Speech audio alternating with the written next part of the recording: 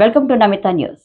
శ్రీ వెంకటేశ్వర స్వామి వారి దర్శించుకున్న ఆంధ్రప్రదేశ్ మాజీ హోంమంత్రి నిమ్మకాయల చినరాజప్ప కలియుగ ప్రత్యక్ష దైవం శ్రీ వెంకటేశ్వర స్వామి వారిని ఆంధ్రప్రదేశ్ మాజీ హోంమంత్రి నిమ్మకాయల చినరాజప్ప దర్శించుకున్నారు.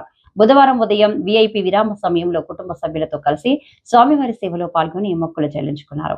దర్శన అనంతరం రంగనాయకుల మండపంలో వేద పండితులు వేదాశీర్వచనం అందించగా ఆలయ అధికారులు శ్రీవారి తీర్థ ప్రసాదాలు అందజేసి పట్టు వస్త్రాలతో సత్కరించారు.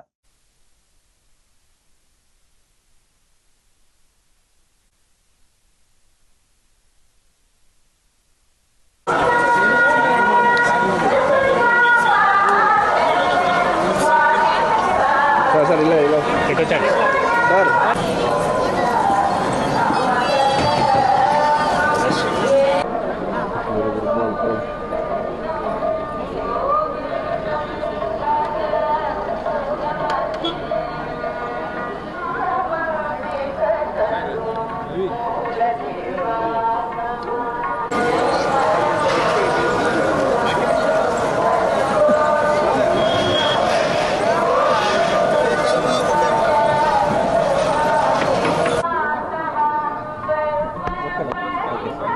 నమో వెంకటేశాయ.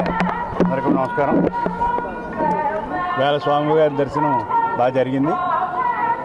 వేళ బోర్డు నిర్ణయం తీసుకోవడం జరిగింది. బోర్డు విఐపి తగ్గించాలి, సామాన్యుల భక్తులకి పెంచాలని ఒక కార్యక్రమం తీసుకుని అందులో భాగంగా మా లెటర్స్ అనేవి కూడా ఆఫ్ చేయడం జరిగింది.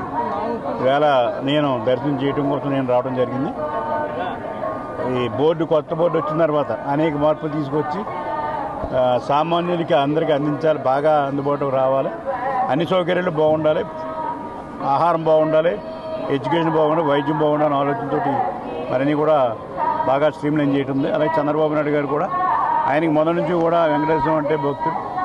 మరి ఆయన నమ్మకం ఏంటంటే ఆ రోజు మరి బాంబ్ బ్లాస్ట్లో నేను బతికానంటే స్వామివారి నన్ను బతికించాలని నమ్మకం ఆయన ఉంది కనుక ఇది గుడి మీద ప్రత్యేకంగా శ్రద్ధ వహించి ఈ గుడిని బాగా తీర్చిదిద్దాలని ఆలోచనతో ఆయన ఉన్నాడు.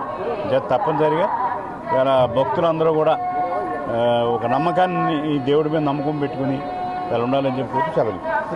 అంటే అక్కడ పరిస్థితులను బట్టి బోర్డు నిర్ణయం తీసుకుంటే ఆ బోర్డు ప్రకారం మనం వెళ్తాం. ఎందుకంటే ఆ ఎక్స్పెరిమెంట్ ఒక ఎవరికి ఏది బాగుంటుందని చెక్ చేస్తారు. మాకు 6 గంటలకు ఇచ్చారు. దర్శనం బాగా జరిగింది.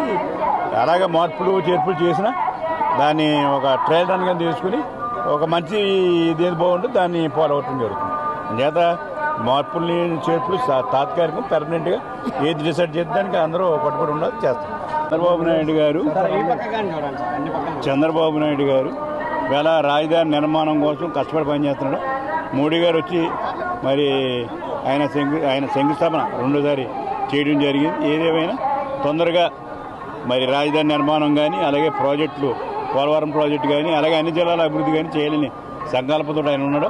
అది నెరవేరాలని చెప్పి ఆ దేవుని కోరు.